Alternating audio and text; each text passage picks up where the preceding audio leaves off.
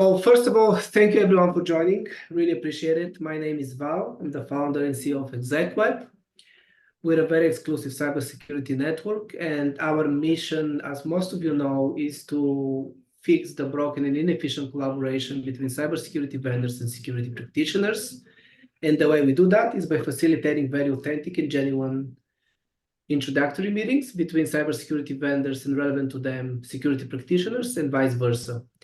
Now, in this great webinar that we put together, and unfortunately, LinkedIn is not cooperating here, and it's crashing on us. But with this session in this webinar, we just wanted to discuss a topic that kept on coming back in my many discussions with many vendors around the world, including Israel, US, UK, and Canada, where they always kept on asking how is it possible to shorten the very long sales cycles that are very well known in the cybersecurity industry. So I thought, how can we best address that question and solve that problem? Then hear from our esteemed ambassadors, the five you see here who were so generous with their time and the insights they're going to provide to us to give us a sense from their standpoint how the sales cycles actually go from the enterprise standpoint, what bottlenecks and issues they face, and why they tend to be pretty long, as we all know, in the cybersecurity industry. And then see what you, the vendors and the sales professionals and marketing professionals, can potentially do on your side to address these issues, which are inherent to these industries and to many B2B sales in general, not only to cybersecurity. And then also, we're not going to only discuss what are the issues that our ambassadors are facing, being the decision makers in their respective enterprises, but also what not only you should not do so that you have successful and shorter sales cycles, but also what you should do, because I think that's equally important, and they're always two sides of the same coin.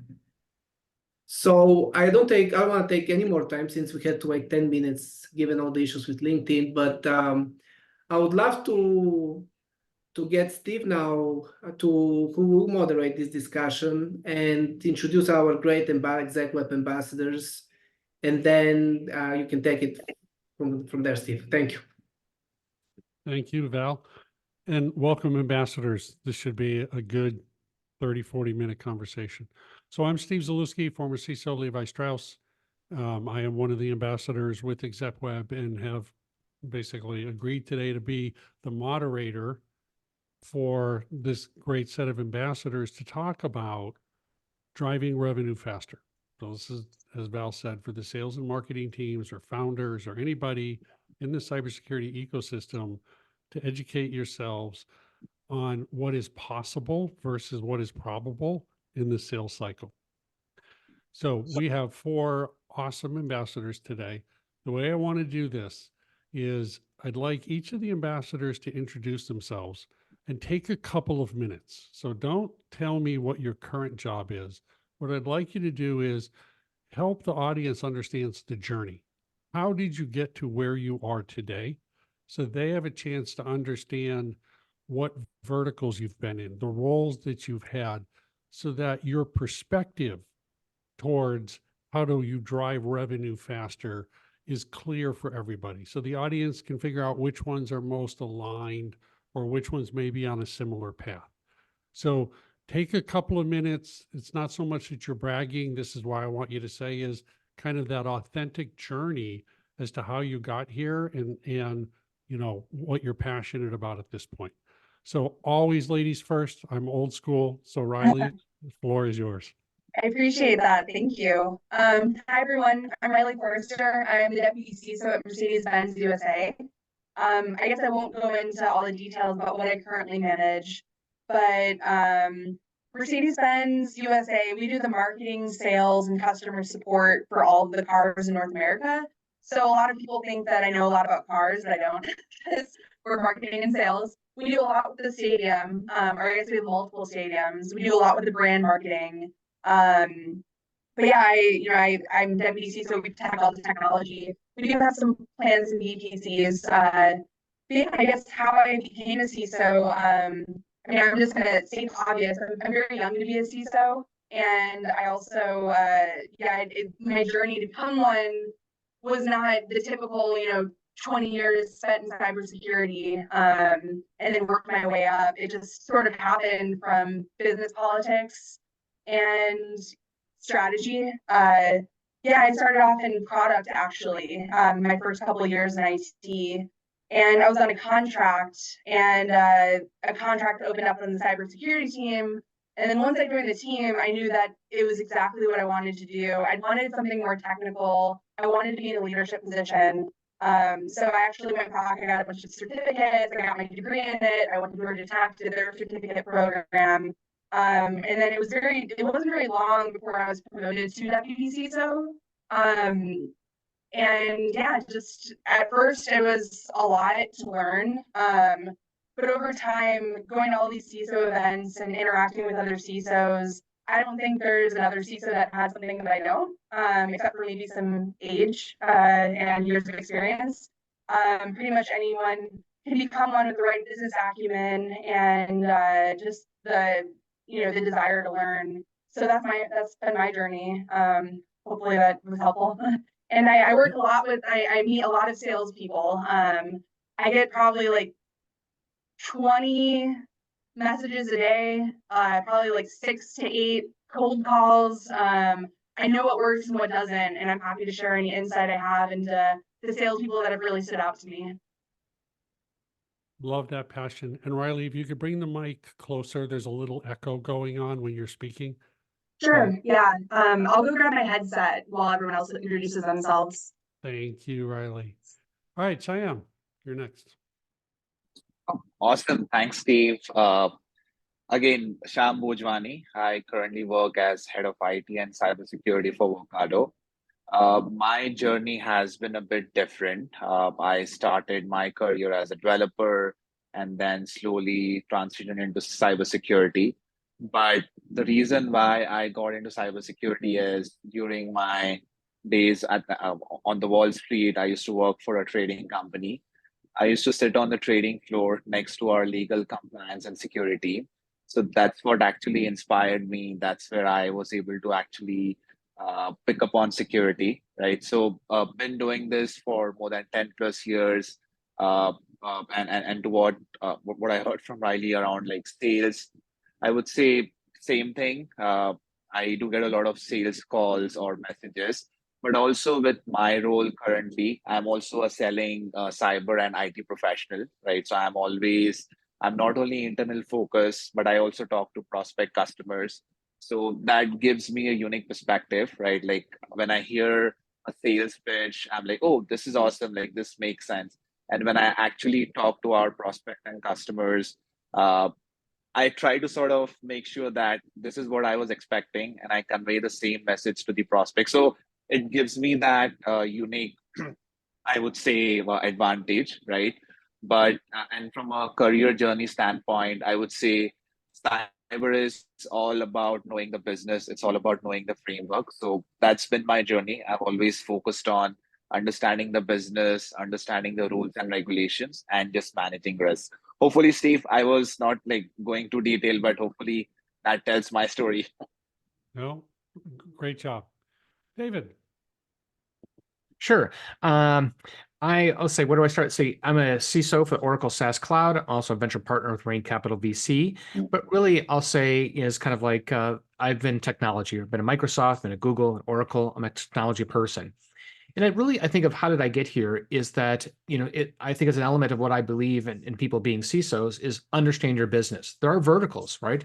I think my opinion, if you're in the healthcare business, you should know something about the healthcare business. If you're in financial services, you should be an expert in financial services. So technology, what does this mean? To be a technology CISO, you need to be an engineer, right? And I think this is very, very important. But I think that is, one of the things is also is how you lead by example, right? With yourself and your organization, right? And that you're not saying, I'm special, I'm different to a degree that I don't have to know engineering because I'm the CISO. No, that doesn't go over very well with your peers. But coming back to a key point, I think of dealing with vendors and salespeople is I'll give one plus and I'll give one minus, right? Is the one plus is coming back to an element is understand the business, right? If you want to sell to a technology CISO, you should understand the technology or environment they're in, or healthcare, or financial services or so on and so forth. Understand their environment and business. That's so important. So you can be speaking the same vernacular. But I'm sure everyone else would agree is that the last thing is that I will never talk to you again. If you cold call me on my mobile at 5 o'clock in the morning, you pretty much got banned forever.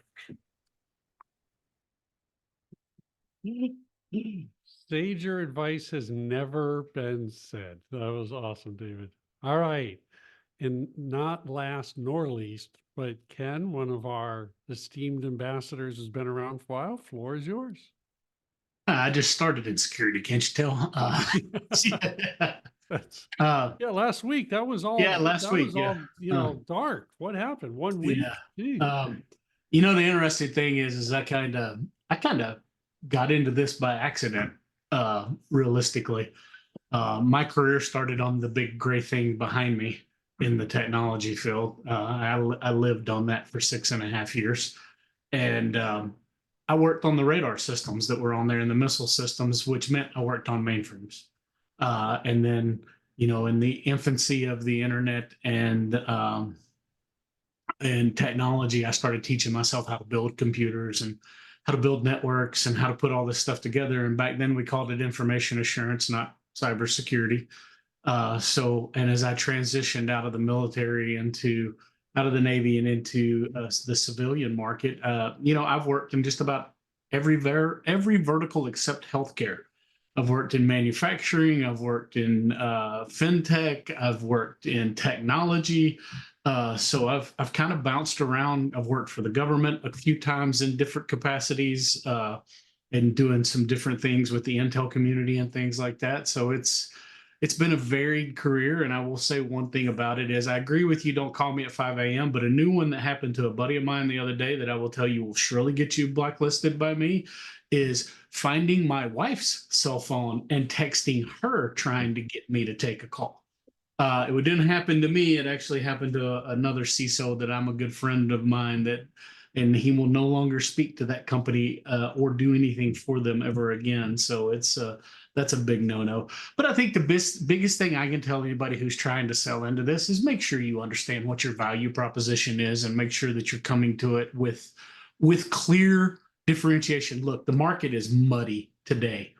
There are so many people that seem to be selling the exact same thing, the exact same process. Make sure you understand and can deliver how you differentiate yourself in the market. That doesn't mean badmouth your competitors. That means tell me how you differentiate yourself. What makes you the special snowflake in the pile of snow that I'm being polite today, in the pile of snow that we get fed every day. Be that unique snowflake in there and tell me what you're doing. And then you also got to remember, you can have the most amazing product on the planet. It can be the thing that is going to be the thing that makes life better for all of us. If I wasn't budgeted for it and I don't have that problem right now, I'm probably not going to buy it this year. So don't expect me to come to you and go, hey, 3 months from now, hey, think you can buy it now? No, I couldn't buy it 3 months ago. Budget cycle's a year away. You're going to have to wait. So I think that pushy part of it, and I get it, especially with the smaller startups and their PEs and VCs behind them, they're trying to get some value on their return. Just make sure that you are talking through the process and understand that we don't necessarily need your product right now. It may be something that's down the road. So you know, make sure expectations are clear. Well stated.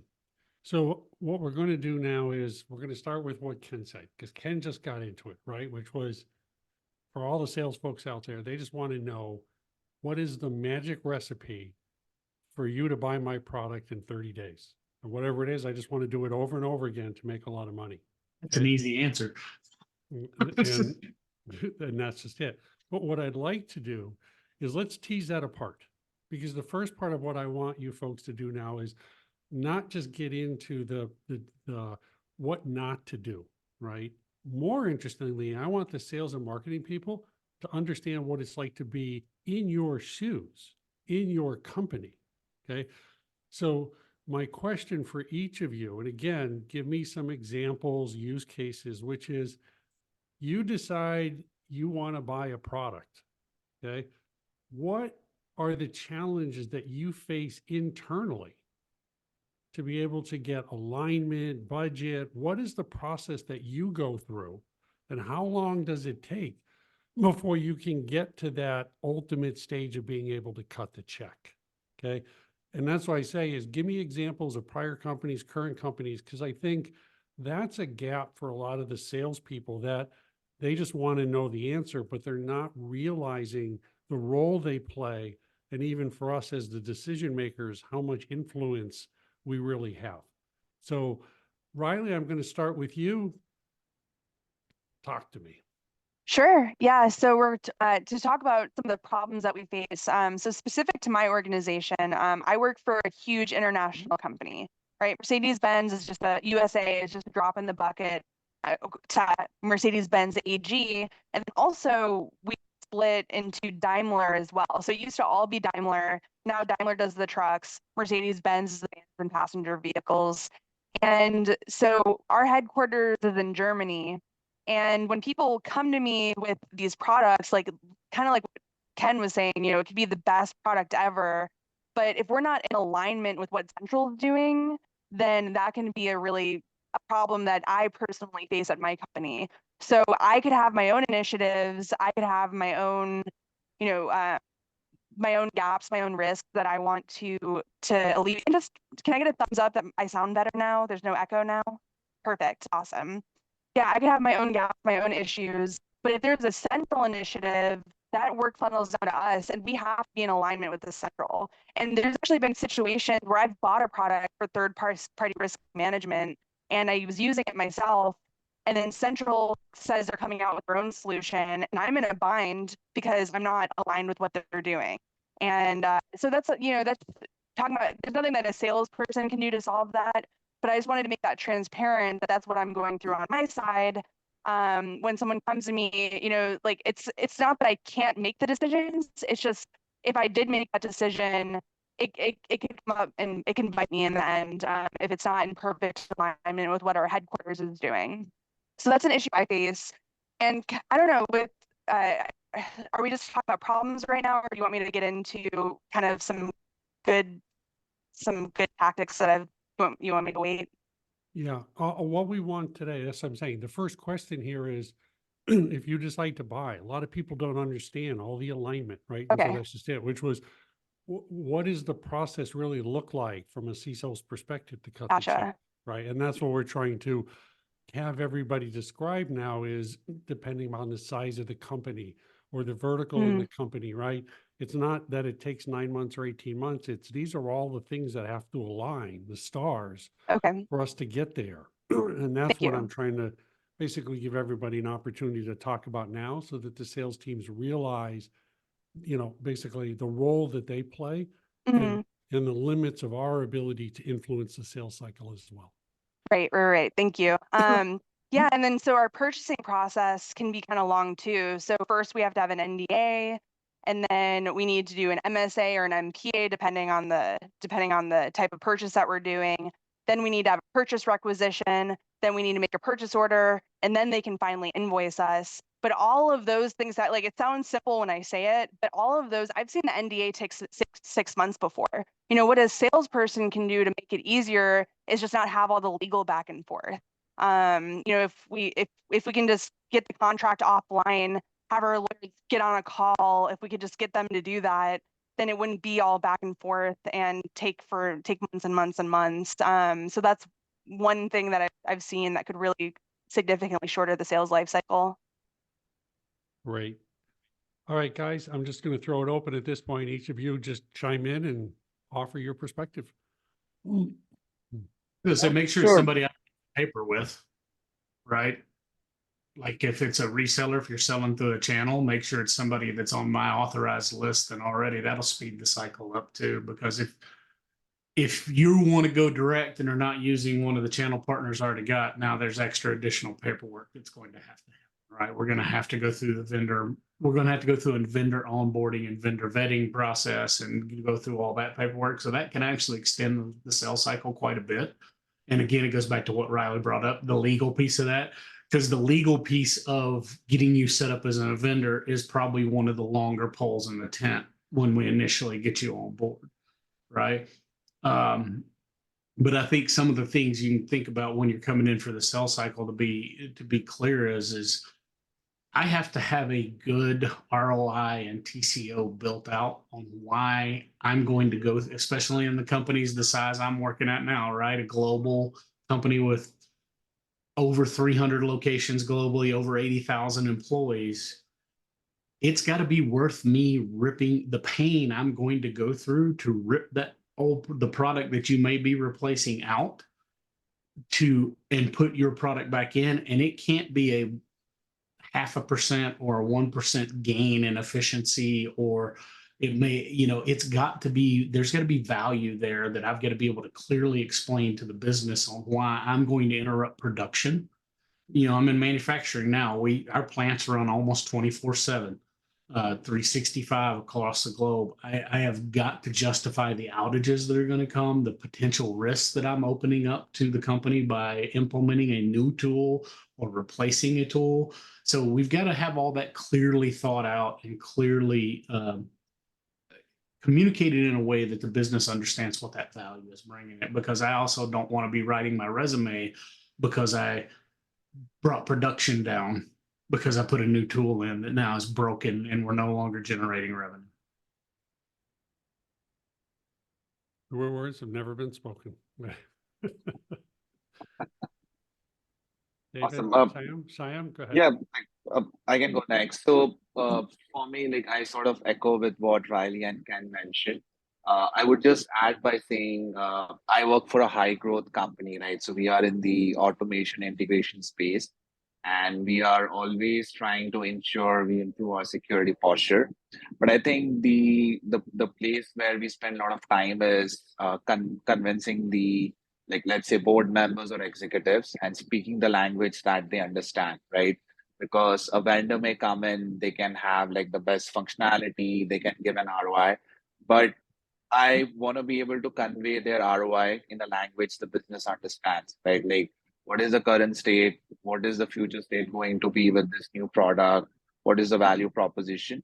And what is the personas that this product will be targeting towards, right? So sort of having that context so that it's easier to go in front of the board. Again, as a private company, sometimes we have to, right?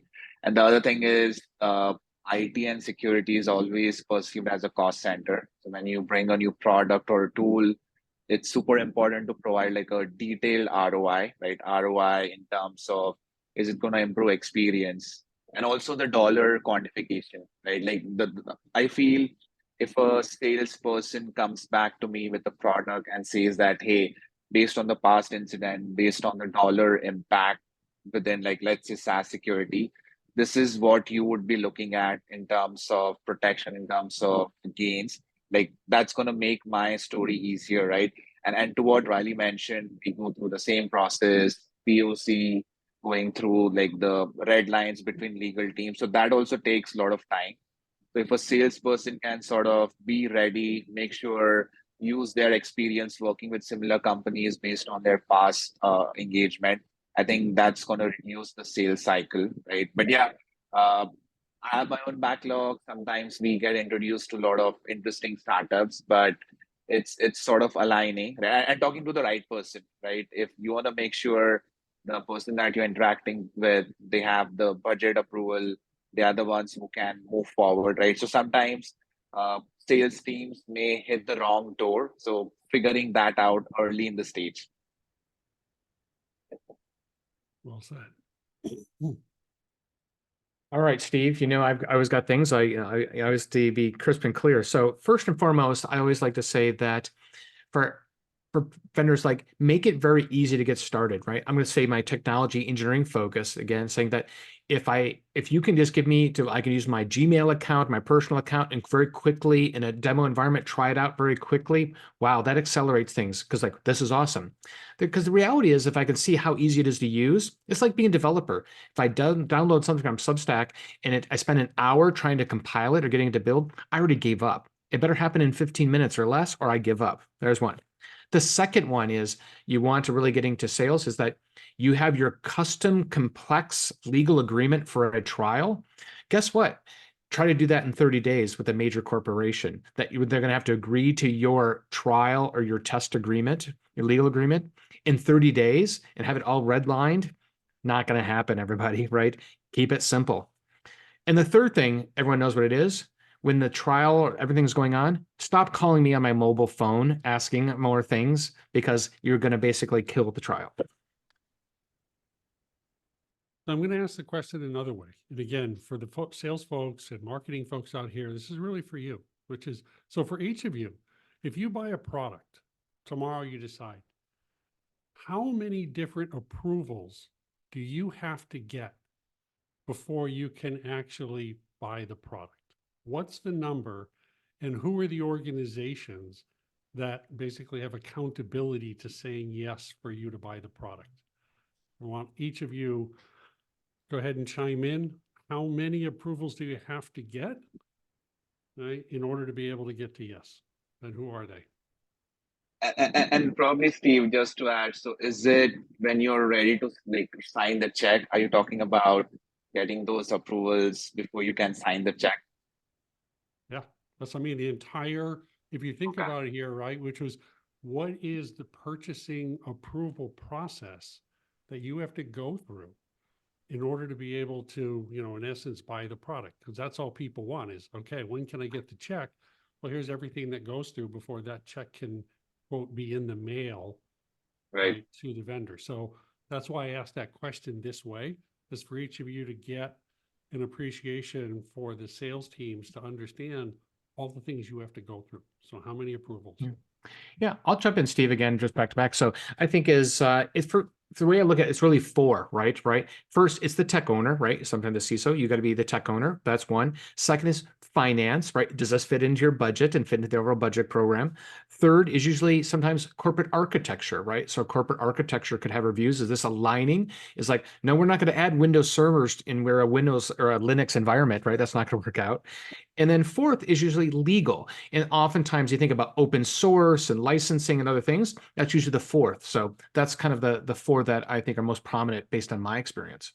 Yeah, and I would say that in a large enough company, it could depend on the dollar value on whether maybe a couple of extra approval levels, right? So if it's, say if it's under 500K, it's probably not as maybe as high of an approval level. If it's over $1 million, it's probably going to have to go all the way up to CFO, maybe even CEO, depending on the company. I would say one that's missing out of the list that David said, if you're a global company, is a privacy. That may be legal in some areas, but in a lot of larger companies now, that's its own beast in itself. So privacy normally has to be somewhere involved.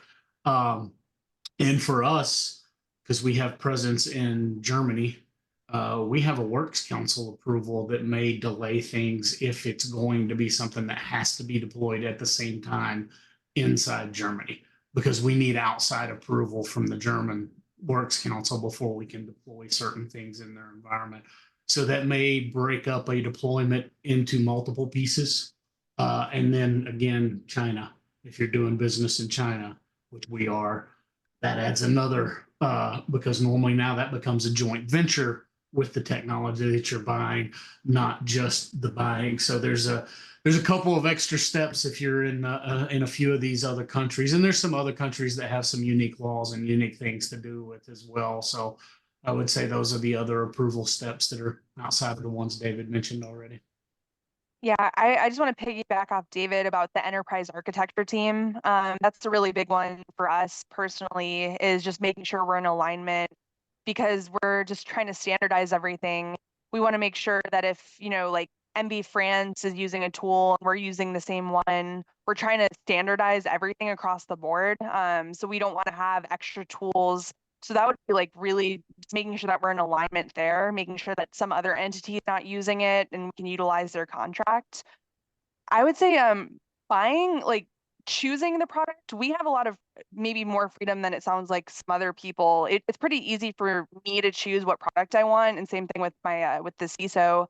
But when it comes to actually getting the money approved, I mean, it touches so many different people. And like Ken was saying, depending on the amount, it could go, it goes, you know, to the CIO, it goes to the critical spend team, and then it'll go to a team in Germany if it's over a certain amount as well. And then they have this big meeting bi-weekly that they have to approve everything. And then it comes back and the CFO has to approve it. So it can get pretty complicated for those big spends. But if it's under a certain amount, it's a little bit easier. And I think that's a key point, right? Which was for all of us in organizations, there are certain thresholds that kick off additional approval processes. And so if you're sensitive to where that threshold is, then as a sales team, you may want a $300,000 sale or a $100,000 sale. But if you realize there's this really interesting transition point at 75,000 where Riley can sign off below 75,000, given her job responsibility, and if it's over 75, it kicks off. Something to consider when you're trying to figure out how to maximize price is to realize just how much time and effort that's going to take and be sensitive to that. Now, there was another question entered, and now I'm going totally off cuff, so everybody knows these guys are not getting standard questions from me, which was many people, right? Many salespeople think that each of you, right, decide on the product. I'm going to buy an EDR. I'm going to buy a SIM. And so therefore I'm doing the evaluation and I'm deciding. For each of you, what I'd like to answer is that actually true? Do you delegate the analysis of technologies and have your teams come forward with a solution recommendation? Are you hands-on? What does that really look like for how you position yourself towards being responsible for making the final decision or simply validating that the decision was made correctly within your team and that you're just approving it? Again, I throw it open to the floor. Sure. I can sort of answer this considering I work for a private high growth company and everyone, even leaders, are hands-on. I would say it's the mixed decision, right? For example, I may understand a tool at a high, I would say surface level or at a higher level, right? Depending on what the tool is. But I basically appreciate my team sharing their perspective because they are the ones who may be using the tool day in, day out, and they may have more hands-on experience using it, right, from earlier organization or past experience. So the idea is you want this to be like a joint decision, right? You want to get the technical perspective from your team. You want to also understand the budget perspective, operations perspective, and also see, is this a sellable tool to my leadership, right? So I would say it's a mixed decision, right? Like you also, it gives your team a chance to share their feedback, right? So that's what I've been doing, fortunately, at my current company and previous companies.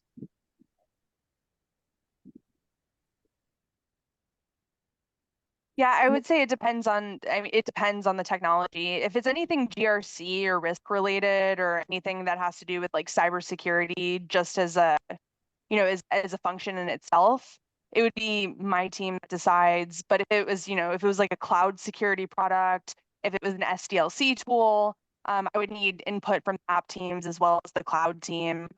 We wouldn't, I don't think it would go very well if we made that decision for them without their input.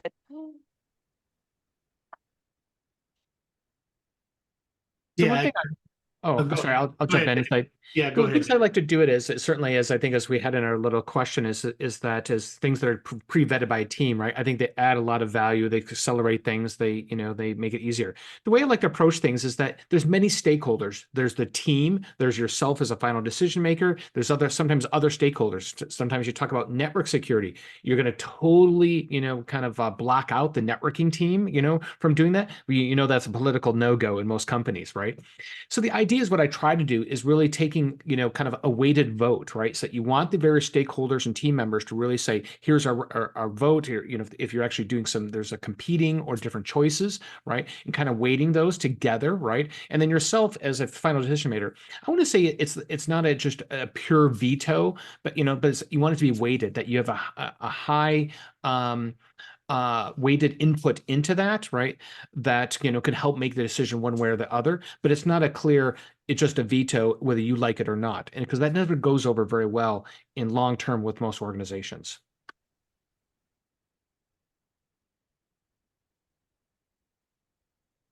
Ben? Yeah, I mean, there's not a whole lot else I can say there other than, yeah, I like for my team to be excited about the technology, and they're the ones dealing with it day in, day out. So they're going to be the ones who can tell me whether or not it's actually going to solve a problem for them. And if they're excited about it, then then I'm going to spend a little more effort or be more inclined to take the meeting and more inclined to have a conversation and look at it. Rarely am I the one bringing something to my team or teams in this case. But because the truth is, I feel if I'm the guy bringing it to them, then I've not hired the right people.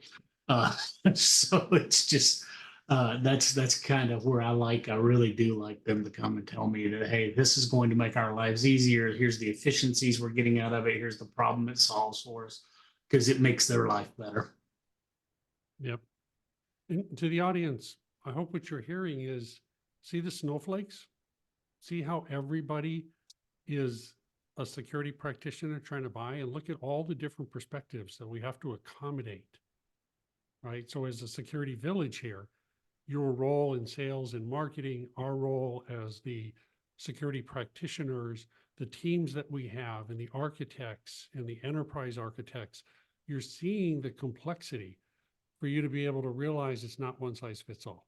Okay? And that's part of what I wanted to do here. Now, we have 15 minutes left. Oh, go ahead, David. Yeah. So Steve, I couldn't resist, bringing one point that I think is very, very relevant is that sometimes I would say the bad thing is, like, don't spend a lot of time telling me how great you are in the history and things like that. And that's why I should buy you. But actually, I think of one thing that has huge influence, I think, on most is that when I know my peer is using your technology, a peer and, a known peer, right? Oh, they're using the technology. They're happy to provide a reference or a contact, and I can ask them independently. That has huge influence, right? Because I already trust them. I built a relationship with them.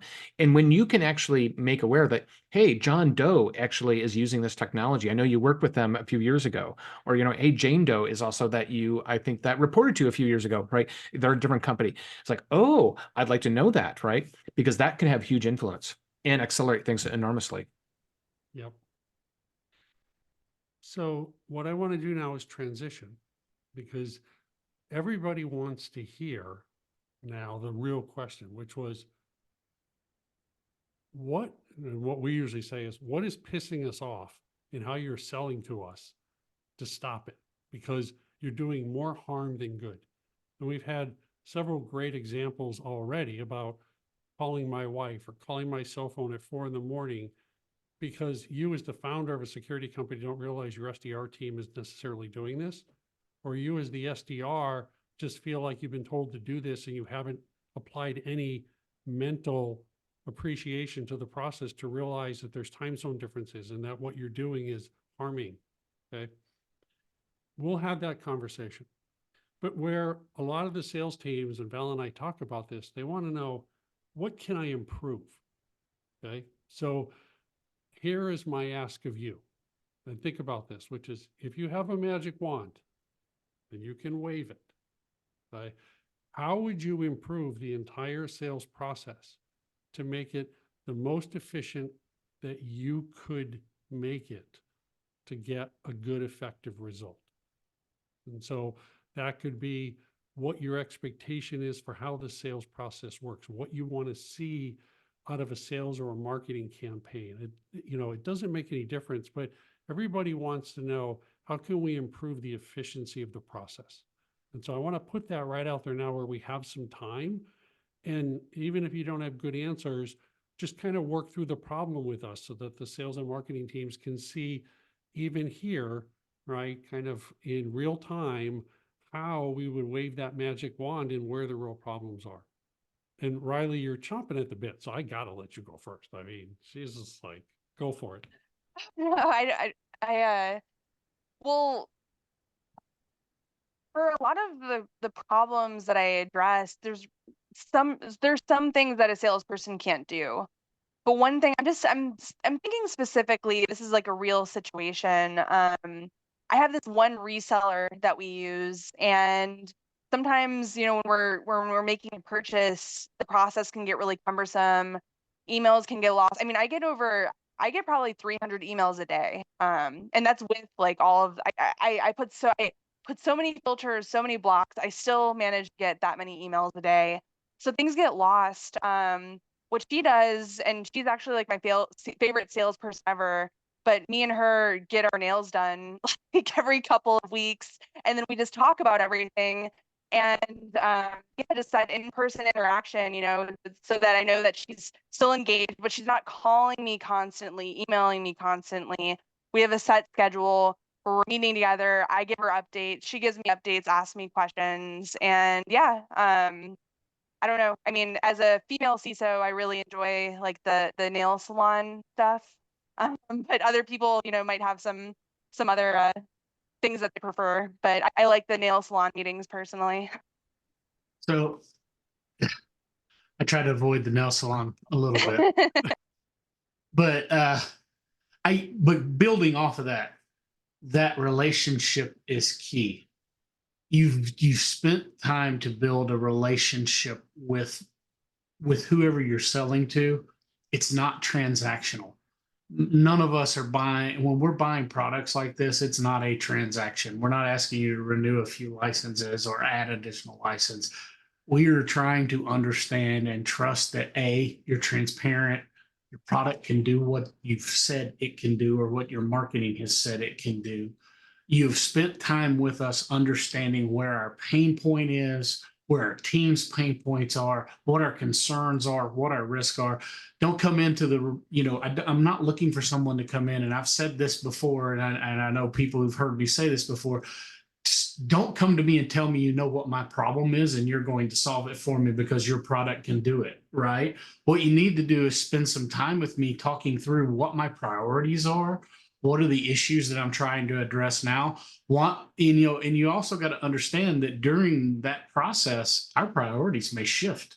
We may be all in on your product, and then something happens in the industry, something happens in our community, something happens in our vertical that says we need to shift and go to we've got to now shift the money I was going to spend on this to something else. So that relationship is important, because then I feel I can have that conversation with you. And number one, you're not going to run out and tell everybody in the world that I'm fighting an issue, right? And making things necessarily. I'm not going to say that we're going to tell you stuff that you shouldn't know because you're not part of our company. But if I'm having a confidential discussion about you with things that I'm worried about, I don't expect to see that on LinkedIn the next day, right? So that relationship is key. And that's a problem I see in the sales cycle, especially in the startup world, is that we have spent effort building relationships with the team that was assigned to us. And 6, 9, 12 months in, because some of these sales cycles are long, all of a sudden those people are all gone. And now we've got to start over, right? Now we've got to start over building a relationship with the team and figuring out if everything is truthful or not. And to be honest with you, that's one of my biggest things that I think we need to improve about the sales cycle, is just understand that sales cycles are not 3 months, 3 weeks, especially at larger companies, unless I'm fighting an active breach and your product fixes that for me right then and there and stops the bleeding. It's going to take some time. And like I said, especially if it wasn't budgeted for and it wasn't planned for, that is going to be probably at least a 12-month sales cycle, maybe 15. Depending on how long the budget cycles and taking. I always tell everybody, budget is not, for most of us, budget is not here's my budget, now please approve it. It's a negotiation. And sometimes it takes 6 months worth of negotiation internal to get what our final budgets are going to be and what the priorities are, right? Because we have to build out our priorities and do that. So it's just understanding that. And I'm going to throw one pet peeve, Steve, since you were talking about SDRs. You know what would improve the sales process? Take your SDR list, your customer list, see if we're on both of them. Because I'm going to be honest with you, I have taken a lot of Starbucks gift cards from a company I'm already doing business with because their BDR and SDRs are reaching out to me, offering me a Yeti cup or a coffee gift card to have a conversation with me, and they keep hammering me on LinkedIn or an email, and I like, you know what? I'm going to take the free coffee for you being a pain in my ass. so Truer words have never been spoken. That was awesome. So- Go ahead, David. Hey, Stu, I just came with one. I think, Ken, you gave me an idea is you mentioned, fiscal years, but I think understanding the customer, understanding the business, understand their fiscal year, right? Is someone going to close a deal in usually the fourth quarter of their fiscal year? Probably not. But sometimes it can be very good to introduce them to something, right? So they can plan for it in the next fiscal year. But if you're trying to say you're starting at the beginning of Q4 and you're expecting a close in 30 days, probably not likely unless it's an urgent issue like, Ken, kind of called out. So that's something, understand the customer's fiscal year because they're not all January to December. Yep. So I'm going to pivot. We're staying on the topic, but I'm going to ask it a different way. Okay. And this is another one that the sales teams, that first meeting, okay, means a lot to them. And they're trying to make sure that they're relevant and that they make it interesting to you, but they don't understand. And what I would say is, so same thing with your magic wand. If you take a call with a salesperson and it's the first time, what is the ideal meeting look like? Meaning, how much time should it take? What should they cover? And when should they shut up?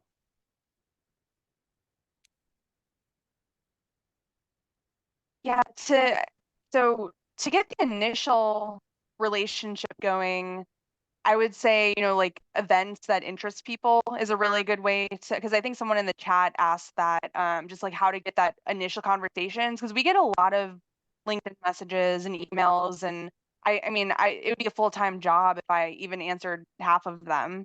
But for me personally, I can only speak for myself, just doing something that interests me and then letting me bring a +1 to an event.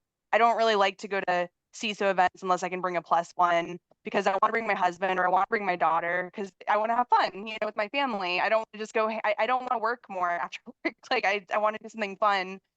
So that's a good way to get the initial conversation.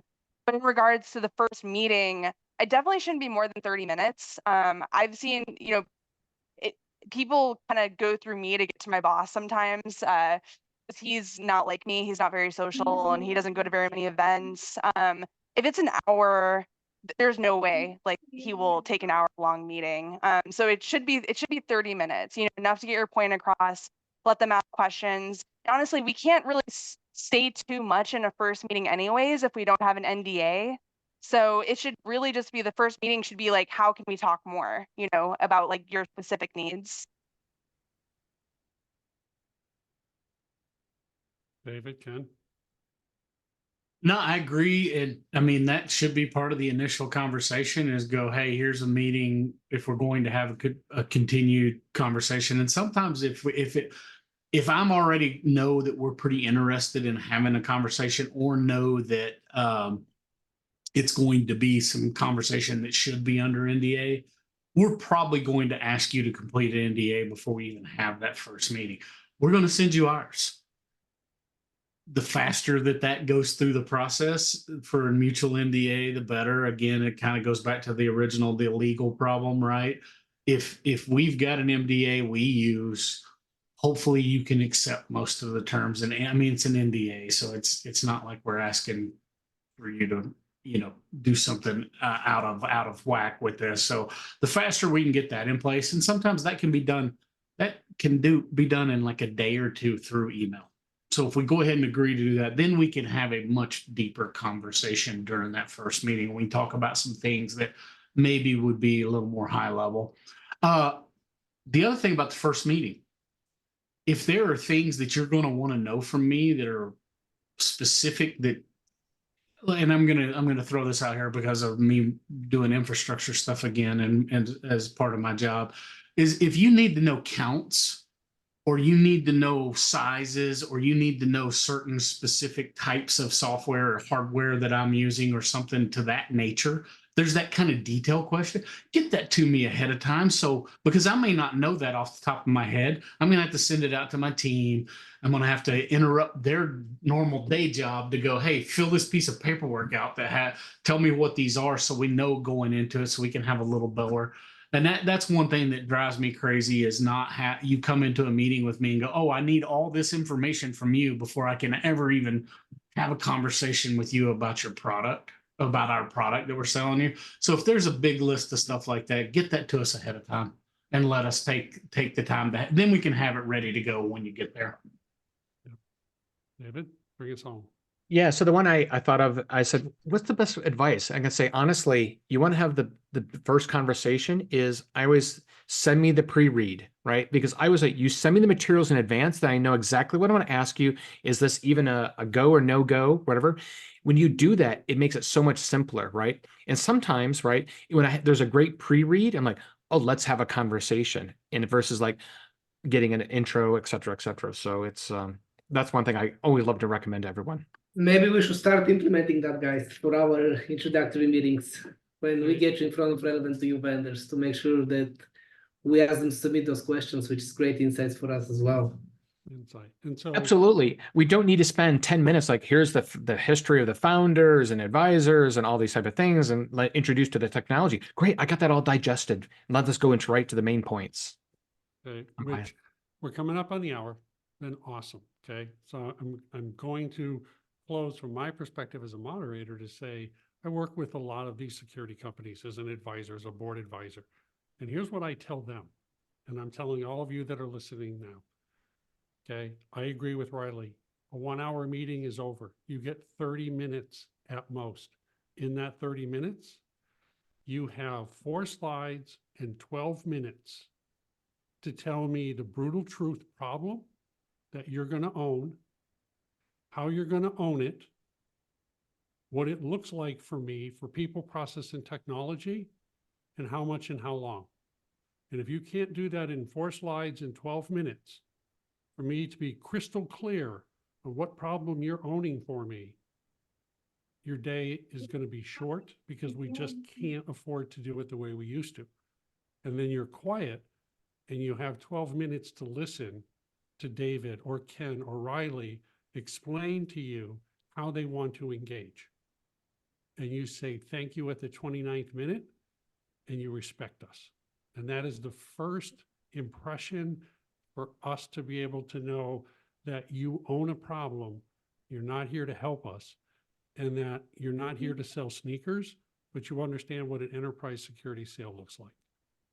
And so with that, I'll say that is my offer to all of you on the call, and I'll turn it over to Val to wrap us up. Thank you, Steve. This was amazing, guys. Thanks so much, everyone, for your time. Really appreciate it. Those insights, I'm sure, were priceless. Unfortunately, we had tech issues here, but even with those, we managed to provide a lot of value, and we're going to leverage the recording of this. Thankfully, we're recording. At least that's working. So we're going to have the recording. We're going to share it to the appropriate people into the cybersecurity community as a whole, because I think, and I do believe genuinely, the advices you offer, guys, all of you, were extremely valuable and priceless to make the entire cybersecurity industry much better, more efficient, and collaborative, which is ultimately our goal here.